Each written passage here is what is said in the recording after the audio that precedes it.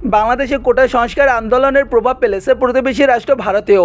ঢাকায় আন্দোলনরত শিক্ষার্থীদের প্রতি সহমর্মিতা জানিয়ে সম্প্রতি বক্তব্য করেন পশ্চিমবঙ্গের মুখ্যমন্ত্রী মমতা ব্যানার্জি। ওই বক্তব্য ঘিরে শুরু হয় তোলপাড়। তার বক্তব্যের প্রতিক্রিয়া জানিয়েছেন সরকার।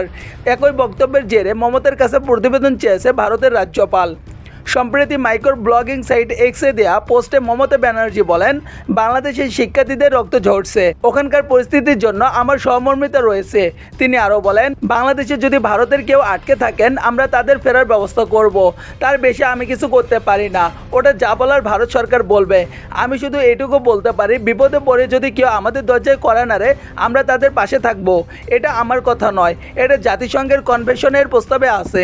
সেখানে বলা আছে বিপদে পড়ে কেউ আশ্রয় চাইলে তাকে আশ্রয় দিতে হবে।